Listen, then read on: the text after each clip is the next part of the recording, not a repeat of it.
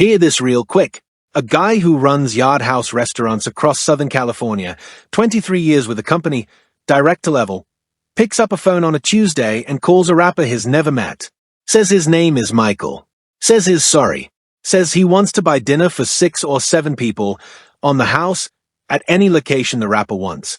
Says the general manager will be there personally. Says here's a work cell. Text anytime, skip the wait, come right in. And on the other end of that call, a woman 8 months pregnant is standing in a kitchen laughing because the guy who owns her house just got what she calls a W apology, and the internet, a full week later, is still trying to figure out what actually happened inside that restaurant that made a corporate operations director cold call a live streamer to grovel. Something is missing from the story everybody's clipping. Sit with that for a second. Real quick before we open the folder. Tap the like, hit subscribe, flip the bell on so the next drop doesn't get buried in the feed. We, doing this one live from the paper. Rap and receipt, you'll know how we move. Names on this one. Johnathan Porter. Public alias Blueface Baby, 29, out of custody since November 2025 after a stretch of roughly 2 years. Nevaeh Akira, 25, content creator, currently full-term with a due date reported as August 24, 2026, conceived, per an ultrasound she posted, around December 1, 2025, meaning within roughly a month of his release. Location, a Southern California yard house. Trigger, a viral livestream clip in which a restaurant employee approached the table and asked whether they'd been smoking marijuana. Follow-up, TMZ picked it up, the clip snowballed, and a corporate-level manager phoned Porter to apologize on a kickstream. That's the box. Now let's unpack it. One extra name belongs in the margin before this gets louder. Michael Colon, the caller identifying himself as Director of Operations for Yard House locations in Southern California. The location list that follows is not abstract. Northridge gets named, Santa Clarita gets named, and tomorrow night at 8 gets floated as an actual return window. That matters because the offer is not somebody saying sorry through a customer service form. It is a senior operator assigning himself to the recovery, offering a GM as backup, and creating a direct line from a viral broadcast to the restaurant floor. And the parent company piece is real, even if the exact internal conversation is not public.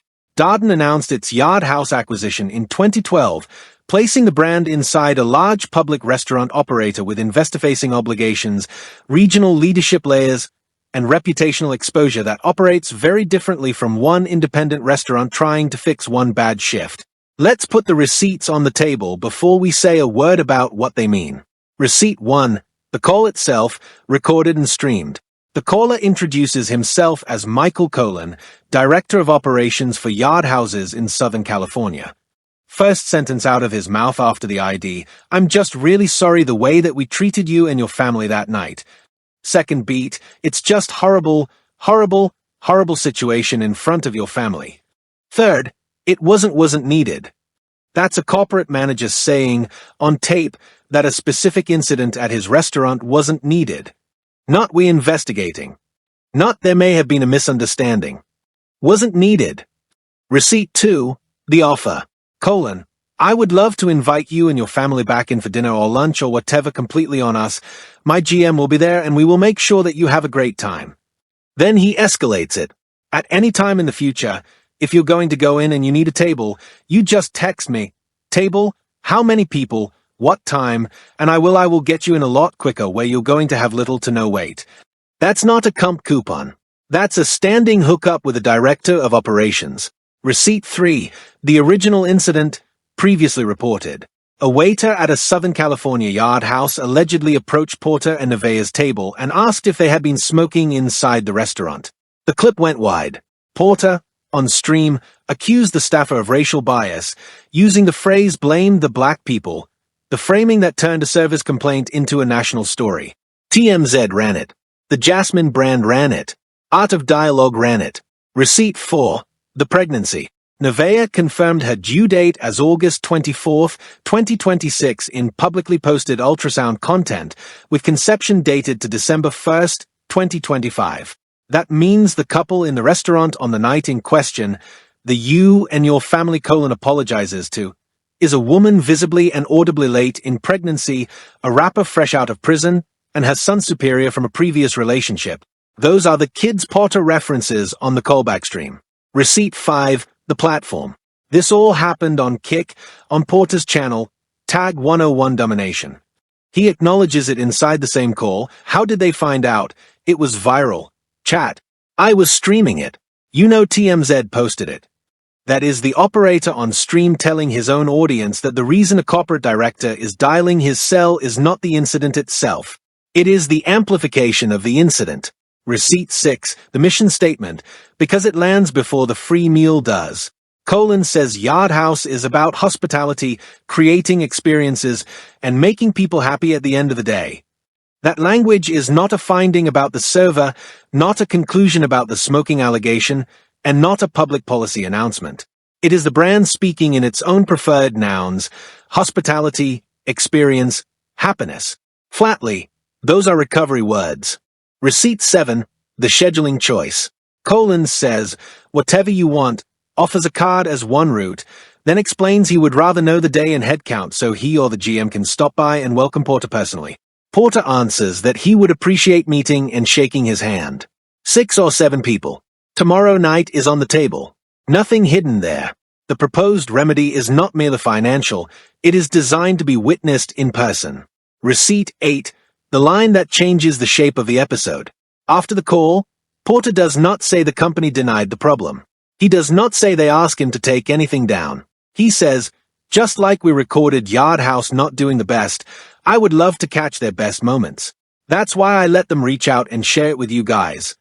That is Porter's description of his own framing choice: record the bad moment, broadcast the recovery moment, share both with the same audience. Receipt 9, the audience behavior. Within minutes of the apology, the stream turns into repeated subscription prompts, individual shout-outs, gifted sub-acknowledgements, and discussion of a sub-goal. The record does not prove the restaurant call caused every subscription. It does establish that the call, the content, and the subscription drive occupied the same uninterrupted broadcast. That is narrower. It is also enough. Receipt 10, the cleanest post-call summary is Potter's own. Yard House calling my phone trying to make it up to me. Then, free food. Then, I'm gonna order everything. That is not a confession to anything beyond what it is, a creator publicly narrating a corporate recovery offer as part of a live entertainment environment. No interpolation needed. Let those 5 sit for a second. No commentary. No connective tissue. Just the paper. Now line the dates up, because the ordering is the story. Prison release, early November 2025. Conception window, on or about December 1st, 2025. Public relationship begins escalating on stream almost immediately after. By spring 2026, Porter is on Kick with Nevaeh full-time, running 101 domination content. By July 2026, he's on record with TMZ making the joke that he and Nevaeh aren't having sex because she's too far along. By late July, he's admitting on stream to cheating on her with Christine Rock. Complex reports the admission and the fallout the next day. By August 11th, TMZ is publishing that he walked out of his own house after accusing Nevaeh of practicing voodoo in a closet. And in the middle of that same week, the Voodoo Witch week, the cheating admission week, the 8 months pregnant week, the Yard House incident hits, then the apology call hits. Wait, let me reread the transcript order for a second, because this part matters. Okay, so during the same broadcast, right after Porter thanks and hangs up, he pivots to a fight with Nevaeh where the flashpoint is her saying she was only in the shelter for 60 days when they first met. Not weeks after. Not months after. Same broadcast. And a few minutes after that, same stream, same afternoon, she's taking a polygraph on camera about whether she's ever cheated on him since his November 2025 release. The Yard House call is the front page. But the receipts underneath are landing at the same time, on the same feed, in the same afternoon.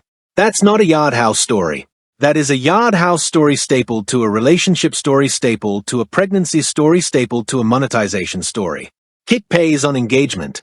And this stream, per Porter's own count while it's happening, is racking up gifted subs by the fistful, Marina RT2 dropping 10s, Bubble Stream Clips dropping 25, the sub-goal hit inside the first hour. Actually, hold up. That sub-goal language is the tell. The Yard House phone call didn't wander into a stream. It landed inside a stream that was already engineered as a monetization event. The newly available timeline sharpens one thing. The apology call occupies the first 4.5 minutes. The overt subscription drive begins almost immediately afterward. Sub-up appears after Porter says he is taking viewers all the way along the journey. That is not proof that the call was staged. There is no verified record supporting that accusation, and we are not making it. It does show the commercial container the apology entered. A corporate issue arrives, the host narrates it, the chat is asked to support, the audience receives the next act without a break. Then the return dinner concept gets folded back into the room as a future episode. Porter asks whether viewers want to go to Yard House with them. Nevaeh calls it a W apology. Porter says he plans to order everything. A potential corporate recovery is no longer just a private service resolution. It becomes a possible sequel for the audience that watched the original call. That is the first secondary loop in the folder. Did the dinner ever become content? And if it did, was there any public conversation about the original staff conduct beyond the apology itself? A few minutes later, Porter says he wants to catch Yard House at their best moments. That line is the hinge. The original confrontation was recorded. The response was recorded. The prospective redemption meal was being proposed for an audience that had just been invited along for the journey. The camera does not only preserve the complaint, it creates the possibility of a redemption arc with the company itself as a participant. And then, almost without a transition, the broadcast returns to its normal machinery. Subnames, gift counts, repeated recognition. The audience is not being asked to sit through a press conference. It is being rewarded for staying in a live room where the mood changes every few minutes. Free dinner, relationship argument, gifts, polygraph clip, gifts, pregnancy discussion, gifts. Whatever individual viewers think of that format, the sequence is visible. The overlay gets darker only because it gets quieter. At the 1 hour mark, Nevaeh says, "I just want to go into labor, bro," after a long exchange on camera. That statement does not establish a medical condition, a diagnosis, or fault for anything that happened before it. It does establish the atmosphere in the room, a visibly late-stage pregnancy, a continuing audience, escalating interpersonal conversation, and a live feed where almost every shift gets processed in front of strangers. That is not a court finding.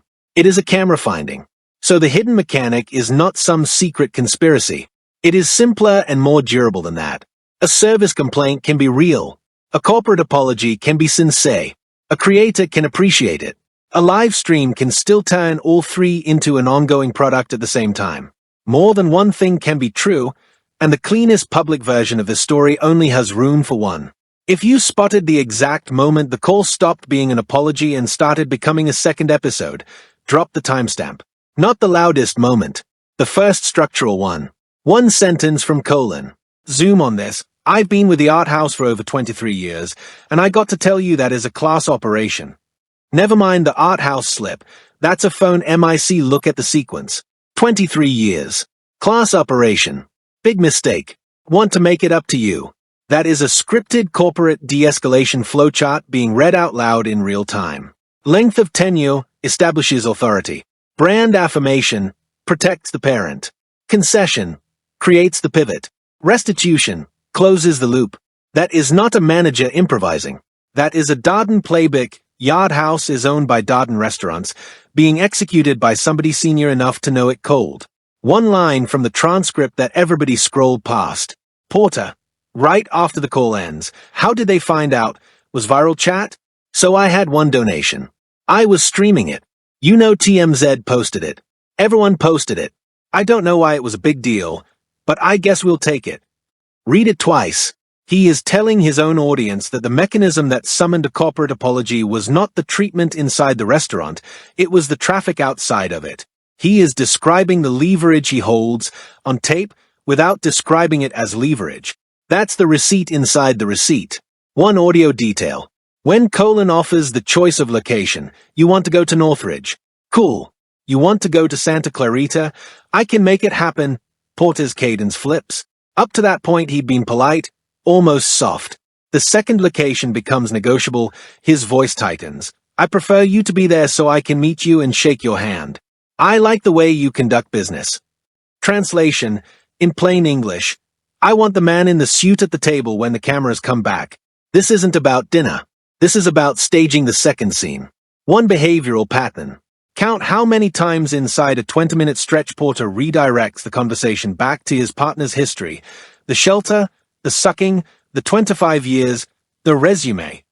Every single time she creates a moment of leverage or approval, the free dinner, the sub-goal, a cheerful aside, he pulls the frame back to a domination beat. Not once, not twice. It's the tempo of the entire broadcast. That is not a fight breaking out. That is a format. One business magnifier. The important corporate offer is not the meal. A dinner for 6 or 7 people is finite. The standing access is open-ended. Any time in the future, text the woke cell with a table count and time, and the operator says he will reduce the wait. That converts a single customer complaint into an informal guest relations channel connected directly to regional operations. It is unusual enough to deserve plain language. An individual creator has been given a personal escalation route. Not a policy. Not a public complaint portal. A line. That still does not tell us why the original employee spoke to the table.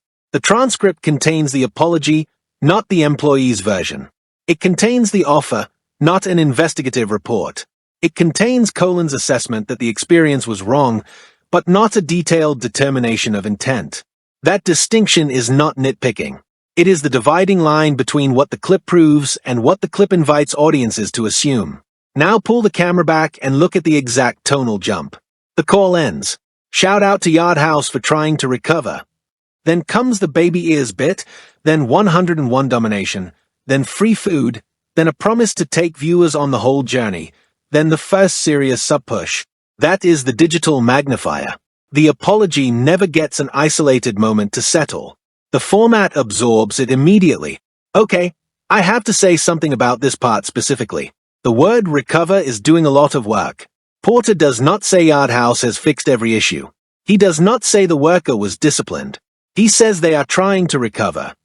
That is almost more accurate than the corporate language, because recovery is exactly what the call visibly is, an attempt to restore a damaged relationship with the person most able to amplify the damage. One phrase from the later argument makes the rest of the stream harder to watch without overstating it. Nevaeh tells Porter that he is trying to belittle her. He disagrees and describes his approach as harsh honesty meant to make her think deeper. Those are competing characterizations from the two people in the room. We cannot turn either one into a clinical conclusion. What we can observe is that the disagreement is happening before a paying audience, while the chat keeps moving and gifts keep arriving. The argument does not pause the stream's transaction. It becomes part of the transaction. And then there is the polygraph replay. The later portion of the broadcast shows a video being played back and prompts the audience to react to answers regarding the relationship. A polygraph segment on a live stream is not a legal instrument, and viewers should not treat its on-screen labels as an authoritative determination of anyone's truthfulness. The magnifier is not whether a machine proved anything. The magnifier is that relationship trust, in this format, gets routed through content mechanics, replay, pause, chat reaction, suspense, result, clip. Hold that thought. It comes back in the verdict. 3 camps are running this story, and they are running it 3 different ways. TMZ and the aggregator ecosystem, Complex, the Jasmine brand, Hollywood Unlocked, the Shade Room, are framing it as restaurant misconduct receives corporate accountability. Clean story, clean villain, clean resolution. It fits a template that generates good numbers on their platforms. They emphasize the racial bias angle. They emphasize the apology.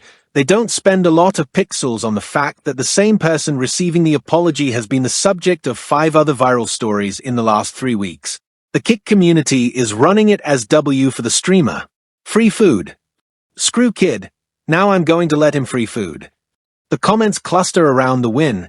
The subs pour in. The algorithm reads it as pure positive engagement, and Kick has zero incentive to reframe. The countercamp, mostly Instagram commentary accounts like All About the Tea and Lifestyle pages, has been quietly pointing out that the restaurant grievance dropped in the middle of a monetization arc, that the Voodoo Witch TMZ story broke the same week, that Nevaeh's welfare fraud allegations from earlier in the summer are still live in the comments, and that a woman days from her due date is being put in front of a camera for a polygraph administered by John Grogan, a polygraph. Examiner Reddit users have flagged for credibility disputes tied to prior work with Shane Dawson. Somebody's going to say the countercamp is reaching. That the Yard House thing is real, the apology is real, the racial bias concern is legitimate, and everything else is unrelated soap opera. Faye, Steelman it. The restaurant did approach the table, the accusation of smoking was made publicly, the corporate response was fast, and inside a country where black diners genuinely do get profiled at restaurants regularly, documentably, the call is exactly the corrective the situation asked for. That version deserves respect, but dismantle it with the paper. Never once, in the transcript, addresses what actually happened at the table. He never says the waiter was disciplined. He never says the smoking accusation was baseless. He never says the word policy, training, review, or investigation. He says we made a big mistake, offers a meal, offers preferential future seating, and gets off the phone. That is not a company answering an accountability question. That is a company answering a virality question. And when the answer to the virality question is a private cell number for the streamer to skip the line forever, that's not accountability. That's a discount for celebrity. Which brings us to the take. The mainstream frame also selects its verbs carefully. Apologized is strong but safe. Invited back sounds gracious. Made it right closes the story before anyone asks what repair actually means. What disappears in that grammar is the absence of any disclosed fact-finding. No outlet needs to accuse the company of evasion to see that gap. It is simply a blank. Public contrition is visible. Public corrective action is not. The FanCamp frame selects different nouns. W apology. Free food. They came through. In that version, the substance is not whether a staff interaction exposed a training problem. The substance is whether the streamer won the exchange. A direct number, preferred seating, a GM appearance, a meal, a potential filmed follow-up, victory gets defined as access. And the corporate frame is even tidier. Hospitality. Experiences, happiness, recovery. Those are words designed to speak around conflict without naming it too sharply. They are not illegitimate words. They are just not investigative words. The company's own official public materials describe a broad restaurant enterprise built around guests and team members that tells you what the public-facing vocabulary sounds like. It does not answer what happened at this particular table. Here is the new counter-narrative the comments will bring. Maybe the company handled it exactly right because a direct conversation is better than a public statement. Maybe private restoration is the mature answer. Maybe a manager calling quickly, apologizing personally, offering a return meal, and making a future visit easier is precisely what de-escalation should look like. Respect that for a beat. A private apology can be humane. A manager can mean every word. A meal can be a sincere gesture. Porter himself sounds appreciative on the call and later tells viewers Yard House is trying to recover. There is no public record in this folder proving Colin's intentions were cynical, but the dismantle is still sitting right there. The open-ended priority access, the request to coordinate a personal welcome, the catch their best moments line, the immediate subscription drive, and the lack of any public explanation of the original incident. Those facts do not prove malice. They do prove the resolution was personal, relationship-based, and media-aware. That is a very different thing from demonstrating that the underlying issue was structurally addressed. This one is going to divide the timeline because people confuse a good gesture with a complete remedy. They overlap. They are not interchangeable. The mainstream read of this clip is that a corporate chain got humbled by a viral moment and did the right thing. Fine, on the surface. But watch what's actually being transacted underneath. What Yard House bought with that phone call wasn't forgiveness. It bought silence on the specifics. There is not in Colin's script a single sentence that admits what the waiter did wrong. There is no sentence that names the policy violated. There is no sentence that acknowledges the racial dimension Porter himself put on the record on his livestream. What there is, repeatedly, is the phrase "make it up to you." Restitution without admission. Comp without accountability. A meal for the specific man with the viral clip, and no policy for the next black family who walks into that same Yard House and gets the same question from the same kind of staffer next Tuesday. And Porter, on his end, isn't running a civil rights beat. He's running a monetization stream. Look at what happens the instant the call ends. The pivot is not to the restaurant, not to the waiter, not to what should change. The pivot is to sub-goals. To Marina RT2. To Cheetah Baby. To Mama Cass. To the dance he does when the gifted subs cross a threshold. The Yard House call, in real time, is being used as content. A segment inside a broadcast that generates revenue through the exact mechanism of virality was calling to diffuse. Look, we're not saying the incident didn't happen. And we're not saying the racial bias concern is invented. But we are saying that the transaction between Yard House's Southern California operations desk and a kick streamer with a viral clip is a transaction, and that treating a private comp offered to one celebrity as if it's structural change is what allows the next incident to happen. The restaurant paid the smallest possible price to make one loud problem go quiet. The streamer got a story to close the broadcast on. The audience got a W apology to clip. Nobody got a policy. And the person on the other side of that restaurant table, a woman full-term pregnant, publicly accused of cheating by her partner the week before, publicly humiliated on the same broadcast about her past, publicly polygraphed while contracting, nobody's phoning her director of operations. There isn't one. That's the seam. The Yard House story is being sold as accountability. What actually happened is a discount was extended to a specific person in exchange for silence about a specific system. And the person on the receiving end of the discount is currently on the same feed, using a woman's crisis pregnancy as engagement inventory. The strongest defense of a mainstream read is that we do not know what Yard House did behind the scenes. That is true. The company may have spoken to staff. It may have reviewed video. It may have taken internal action it is not obligated to broadcast. The receipt is not airtight on that question, so the verdict cannot be that nothing happened. The verdict is smaller, sharper, and harder to dodge. Nobody publicly showed the work. The public got we made a big mistake.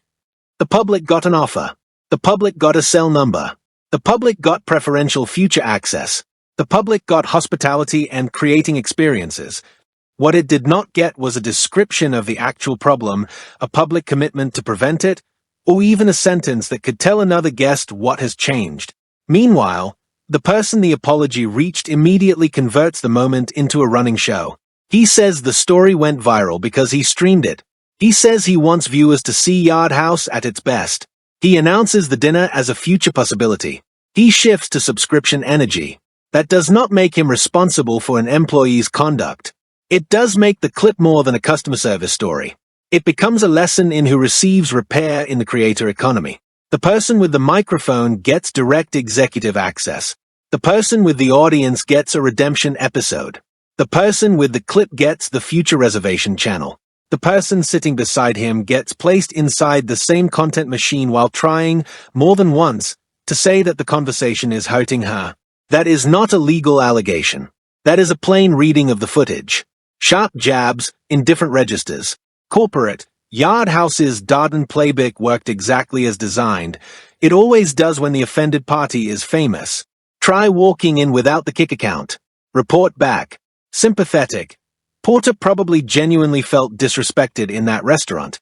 Being disrespected in front of your family doesn't erase what you do with the microphone afterward. Dry. A director of operations personally hand-delivered a standing skip-the-line hookup on a Tuesday. That is somebody looking at a P&L, not a moral compass. Absurd.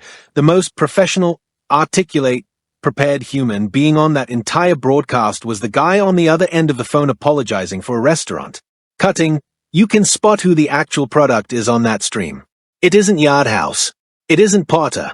It's the woman who keeps getting asked what she's accomplished in 25 years while she's in the third trimester. Dry. Again. Any time in the future is not a normal apology sentence. That is customer relations infrastructure with one person's name attached. Almost sympathetic. Maybe Porter heard that call as respect because, after a public embarrassment, being contacted directly must feel like somebody finally took the moment seriously. The problem is that private respect for one famous guest does not automatically become public respect for everyone else. Cutting. The free dinner has a menu. The alleged staff problem has no visible menu, no posted remedy, no visible timeline, and no receipt number the public can track. Absurdist. A whole corporation came through with a personal reservation concierge, while the internet was still arguing in the next room about whether a woman on camera had earned the right to describe her own life. And here is the microloop payoff. What happened to the promised dinner matters less than whether the original issue ever reappeared in the public record. If the follow-up is all smiling staff, a loaded table, a handshake, and a celebratory clip, then the recovery story will have completed its full arc without anybody ever having to identify the failure that started it. That is not resolution. That is a clean ending built for the camera. Watch what happens when the free dinner actually gets streamed. Colin or his GM shows up in frame, the cameras find them, the interaction is smooth and warm, and the clip that runs the next morning is titled some version of Yard House Makes It Right. The Kit Chat celebrates. TMZ picks it up. The story officially closes on the corporate side. What quietly does not happen, any public statement from Darden about the specific waiter, the specific training gap, or the specific policy change. The absence of that statement is the receipt. When the dust settles on this news cycle, check Darden's investor materials for any mention of a guest experience review tied to Southern California operations. If it's not there, you know what the phone call actually was. The next part will be subtler. The call will become shorthand. Whenever Porter talks about a business mistreating him, viewers will remember that the last company called, apologized, offered food, and gave him a direct route around the wait. Watch how quickly a private customer recovery contact becomes a mythology beat. Not there was an incident, but they called me. The power of that story will live in the call itself, not in whatever happened afterward. And if the meal never gets streamed, that tells a different story. It will mean the first call did its job without needing the sequel. No sinister reading required. Sometimes the event ends after the apology, but the comments will still remember the proposed scene, because the stream already presented it as a possible destination. Don't be surprised if the next viral moment on this stream isn't the dinner at all, it's what happens with Nevaeh in the next 72 hours. She's within days of her due date on the receipts posted publicly. The tempo of the broadcast keeps escalating. The polygraph got clipped, the shelter fight got clipped, the Voodoo TMZ story is still fresh. The wild card here is a labor delivery that goes live, in whole or in part, on the same channel that just monetized a corporate apology. If that happens, the ethical question is not going to be about Yard House. It's going to be about the platform that pays out subs while a woman is contracting on camera. Watch how the opposition fails if it treats every criticism as fan drama. The footage is already doing the work of preserving its own context, the argument, the subscription cadence, the references to labor, the on-camera replay of private relationship questions. By the next news cycle, nobody will need a recap thread to see why viewers felt unsettled. They will have timestamps. There is also a quieter route. She may step back. The broadcast may get less explosive. The audience may move to the next chaos cycle. In that version, the most lasting record will not be a headline. It will be the archived hour where she repeatedly asks not to be spoken about that way and says she does not feel like herself. Expect that material to circulate whenever the relationship becomes news again, whether anybody involved wants it to or not. By the time August closes, the residue of the specific week is not going to be the restaurant clip. It's going to be the polygraph. Once a full-term pregnant woman sits for a lie detector test administered on camera by a polygraph examiner with an existing credibility file, that clip becomes evergreen. It gets used in every future breakdown of this relationship. It gets used in custody proceedings if it ever comes to that. It gets used against her, by her, and about her for years.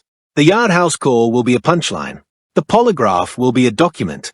That is the difference between a viral moment and a receipt, and the people running this broadcast either don't know the difference or know exactly and don't care. Somebody in the comments who's worked in family court, tell me if we're wrong on how that plays. By the next few months, expect the archive stream problem to get bigger than the live stream problem. Live viewers react in the moment. Archives allow strangers to isolate 30 seconds, remove the context around it, add captions, and attach it to whatever later narrative is trending. Once that happens, neither a corporate apology nor a later reconciliation can put the footage back in the room where it was first made. The table flipper scenario is not another Yard House confrontation. It is an institutional response from a platform, a brand, a manager, or business partner that notices the downside of being pulled into content without control over the edit.